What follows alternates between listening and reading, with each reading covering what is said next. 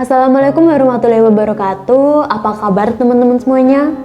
Nah, pada video kali ini aku akan membahas sebuah film yang lagi viral banget di TikTok. Film ini bahkan juga sempat trending di Twitter, teman-teman. Film yang baru saja dirilis pada tanggal 13 Agustus 2021 kemarin, yaitu film yang berjudul Selesai. Film Selesai ini diperankan oleh Gading Martin, Ariel Tatum, Anya Geraldine, yang mana dalam film ini banyak mendapat pro kontra dari masyarakat, teman-teman. Mengapa sih film ini mendapat pro kontra dari masyarakat? Langsung saja yuk. Film yang berjudul Selesai. Film ini menceritakan sebuah kisah rumah tangga antara Broto, yaitu yang diperankan oleh Gading Martin, serta istrinya Ayu yang diperankan oleh Ariel Tatum. Rumah tangga Ayu dan Broto mengalami keretakan akibat perselingkuhan yang dilakukan oleh Broto, teman-teman. Kisah dimulai ketika Ayu menemukan sebuah celana dalam wanita di dalam mobil suaminya, yakni Broto, ketika ia meminjam mobilnya. Nah, sesampainya Ayu di rumah, Ayu pun marah-marah kepada suaminya, dan secara tiba-tiba Ayu meminta cerai akan hal itu. Karena ia telah menemukan bukti yang sangat jelas bahwa suaminya telah berselingkuh dari wanita lain, yakni seseorang yang bernama Anya. Ayu terus-menerus meminta cerai kepada Broto, tapi Broto berusaha untuk menjelaskannya apa yang sebenarnya terjadi. Namun berulang kali Ayu menolak akan penjelasan hal itu dan ia tetap mengotot untuk meminta cerai. Ayu mengotot meminta cerai dan masih berdebat perihal hal itu. Ayu terluka secara fisik, Ayu terluka secara hati, karena bukan kali ini saja Broto telah menyelingkuhinya. Sudah ketiga kalinya ia telah diselingkuhi. Dan bahkan dalam adegan ini Ayu pun mengatakan, "Aku sudah tidak mencintaimu lagi, Broto. Aku bertahan dalam rumah tangga ini karena aku menyayangi ibumu." Nah, jadi intinya itu Ayu bertahan dalam rumah tangganya dengan Broto. Ayu mempertahankan pernikahannya yang jelas-jelas ia telah diselingkuhi berulang kali oleh Broto, yang mengalami sakit hati, kecewa berulang kali demi ibu mertuanya karena ia sangat sayang dengan ibu mertuanya. Ayu pun membereskan barang-barangnya, telah ia masukkan semuanya ke koper dan bersiap-siap untuk pergi dari rumah. Namun ketika ia mau keluar dari rumah, ia masih berdebat dengan Broto. Dan di sela-sela perdebatan, datanglah ibu mertuanya, yakni ibunya Broto, untuk menginap di rumah anaknya. Dan hal ini pun membuat Broto dan Ayu kaget karena Ayu ingin pergi dari rumah, akan tetapi ibu mertuanya malah datang untuk menginap karena masa lockdown. Ibu mertuanya sangat merindukan Ayu dan juga anaknya, yaitu Broto, teman-teman. Nah, di sini itu ibunya pun sempat curiga karena ia melihat sebuah koper yang digeletakkan saja di lantai. Ibunya pun bertanya, "Mengapa rumah ini berantakan sekali? Mengapa ada koper di sini?" Akan tetapi keduanya berhasil untuk membuat alasan yang mana ibunya tidak jadi curiga akan hal itu, teman-teman. Nah, dari adegan ini pelajaran atau hikmah yang dapat kita ambil adalah terkait tentang perselingkuhan. Ketika suami atau istri berselingkuh atau pasangan berselingkuh, salah satu dari pasangan itu berselingkuh, cara pertama yang dilakukan sesuai dengan agama adalah menasehatinya. Menasehati dan menjelaskan bahwa perselingkuhan itu dilarang oleh Allah SWT. Apabila ketika kita sudah menasehatinya, namun mereka atau dia masih tetap berselingkuh, maka cara yang dilakukan haruslah berpisah atau bercerai, teman-teman. Lalu bagaimana dengan nasib anakku? Bagaimana dengan perasaan anakku? Aku tidak ingin kalau anakku mendapat orang tua tunggal saja. Aku tidak ingin anakku diejek teman-temannya karena orang tuanya bercerai. Aku akan bertahan dan menahan rasa sakit ini demi anakku, demi dia mendapat orang tua yang lengkap.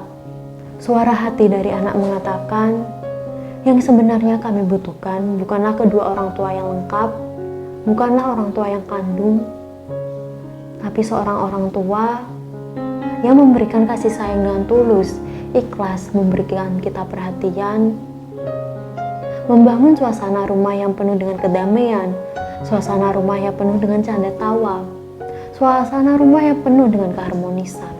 Karena sebenarnya yang dibutuhkan seorang anak adalah kasih sayang yang nyata, kasih sayang yang tulus dari seorang orang tua. Karena memilih bertahan dalam hubungan yang toksik, sebuah hubungan yang tidak sehat, tidak memberikan kebahagiaan pada keduanya, tidak memberikan kebahagiaan pada sang anak, tapi justru menyakiti diri sendiri, menyakiti pasangannya, dan juga menyakiti hati sang anak, teman-teman. Oleh karena itu, sebelum kita menikah atau ketika kita hendak memilih pasangan, kita haruslah cermat memilih karakter, apakah dia orang yang baik atau tidak, karena selingkuh adalah sebuah karakter yang mana sulit untuk dirubah teman-teman. Jadi jangan beri PR terhadap diri sendiri ketika kita melihat seseorang yang orang itu baik menurut kita, akan tetapi dia mungkin berselingkuh atau apa. Aku yakin aku akan bisa merubahnya menjadi seseorang yang lebih baik lagi. Karakter yang dibawa seseorang sangat sulit dirubah teman-teman, karena itu sudah mengendap dalam dirinya bertahun-tahun, yang mana karakter yang buruk itu sangat sulit dirubah. Jadi begitu ya teman-teman. Nah, kisah berlanjut ketika ibunya menginap di sana, keadaannya pun semakin rumit karena permasalahan perselingkuhan antara Broto dan Anya yang belum juga selesai, ditambah keinginan sang ibu untuk meminta cucu dari Broto dan Ayu teman-teman. Sang ibu ngotot atau ngeyel untuk mereka berdua segera memberikan cucu kepada dia. Dan hal ini pun membuat mereka untuk berpura baik-baik saja walaupun keadaan sebenarnya tidaklah baik-baik saja teman-teman. Keadaan memaksa mereka untuk tampil sebagai pasangan yang romantis, pasangan yang harmonis, keluarga yang sangat bahagia di depan ibu mertuanya. Walaupun sebenarnya mereka berdua ingin berpisah, hal itu mereka lakukan agar sang ibu tidak curiga, agar sang ibu tidak sakit hati teman-teman. Nah, pelajaran yang dapat kita ambil dari adegan ini adalah komunikasi ada hal yang penting dalam sebuah hubungan, entah itu hubungan suami istri ataupun hubungan antar manusia teman-teman. Jika komunikasi antar keduanya berjalan dengan lancar, maka hubungan yang dibina pun akan berjalan dengan baik. Lalu bagaimana jika komunikasinya tidak dapat berjalan atau berjalan dengan tidak lancar? Maka antara keduanya pun terjadi kesalahpahaman. Seperti yang terjadi dalam film ini, yaitu antara Ayu dan Broto yang dihadapkan oleh sebuah permasalahan ketika Ayu mengetahui bahwa suaminya sedang selingkuh lagi. Masalah dalam sebuah hubungan rumah tangga, dalam hubungan suami istri ada hal yang wajar. Bahkan setiap manusia yang hidup di dunia ini pasti memiliki masalah.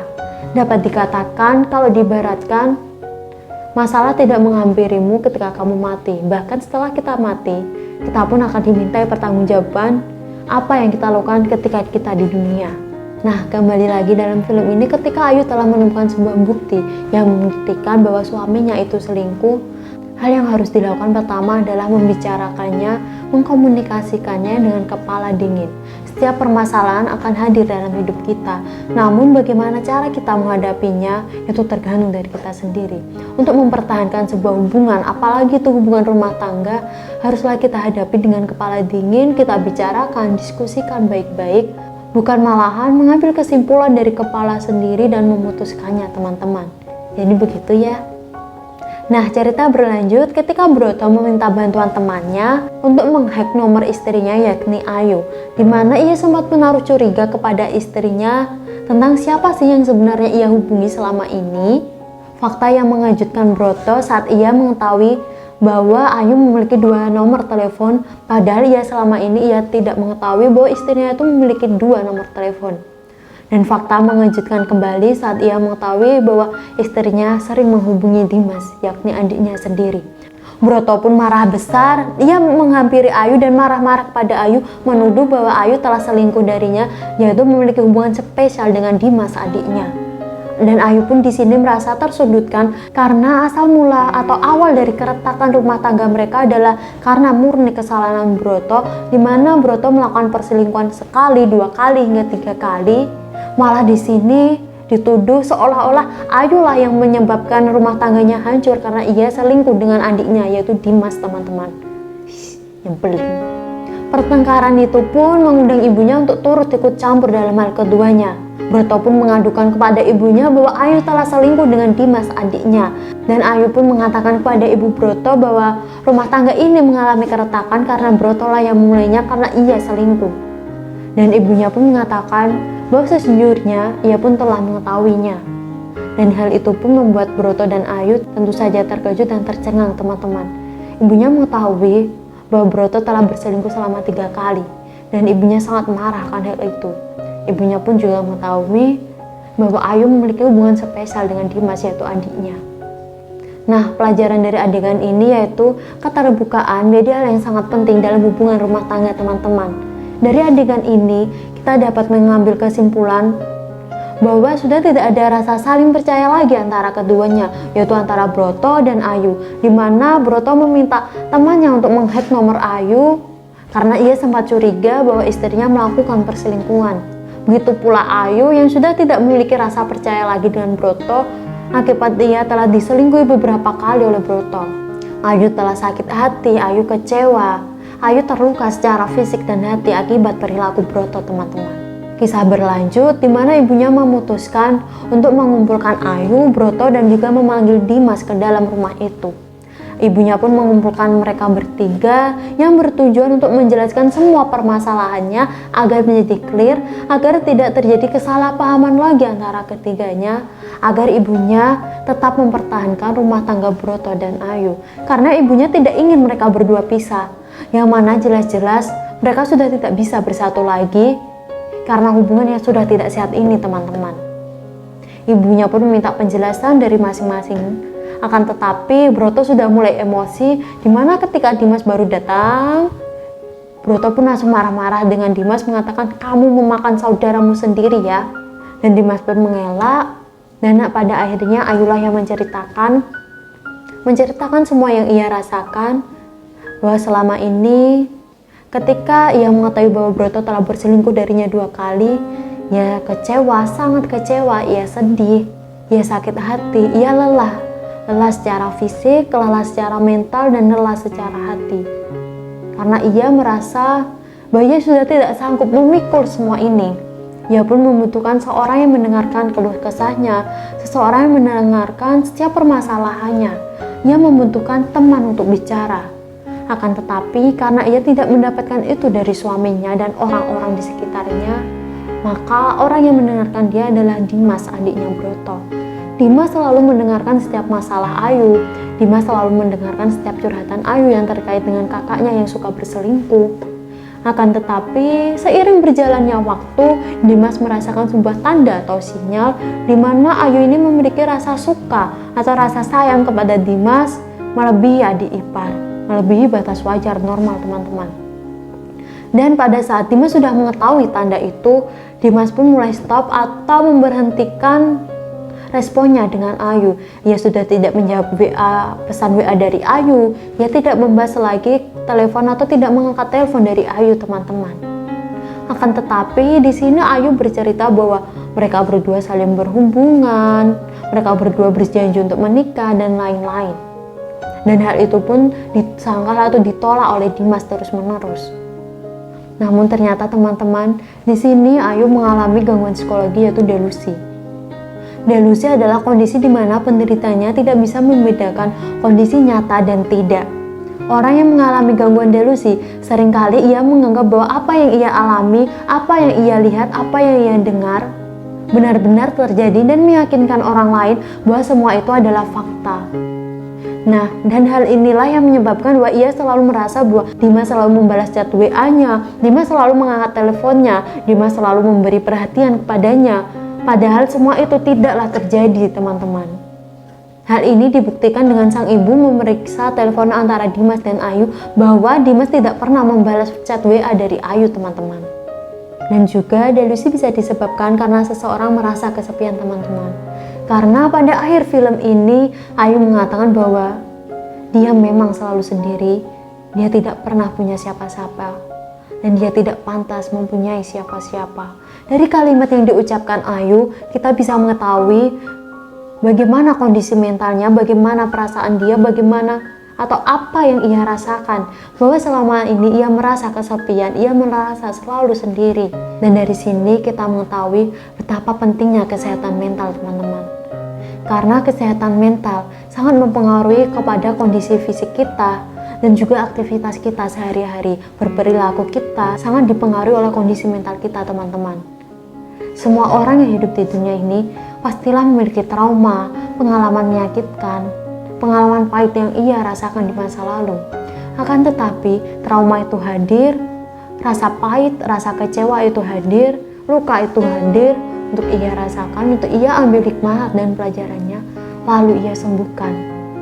Karena Allah tidak akan memberikan sebuah kejadian tanpa ada hikmah sebaliknya, teman-teman.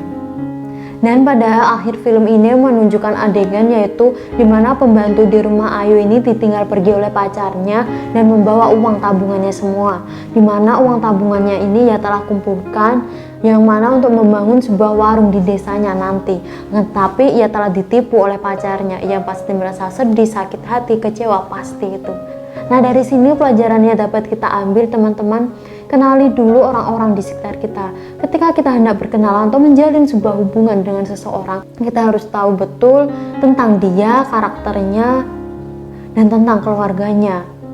Karena di sini pembantu itu ditipu bahwa pacarnya akan berjanji menikahinya, akan tetapi ia tidak mengetahui bahwa pacarnya selama ini sudah menikah dan sudah memiliki anak, di mana istri dan anaknya sedang berada di kampungnya. Dan pelajaran yang kedua yang dapat kita ambil dari adegan ini adalah kita harus menerapkan batasan dengan orang-orang di sekitar kita. Jika diibaratkan sebuah rumah ya teman-teman, ibaratnya kamu harus tahu siapa sih orang yang kamu izinkan masuk ke rumahmu, sampai ruang tamu atau sampai dapur, atau siapa saja sih orang yang tidak kamu izinkan ke rumahmu. Karena kita tidak bisa menerapkan perilaku yang sama dengan semua orang. Jadi begitu ya teman-teman dari aku, dan ingat, tontonlah film yang memberikan kamu pelajaran dan hiburan ya. Semoga ini memberikan manfaat untuk kamu dan orang-orang di sekitar kita. Sampai berjumpa dengan video selanjutnya dengan aku Rosita Dianggreni. Wassalamualaikum warahmatullahi wabarakatuh. Dadah.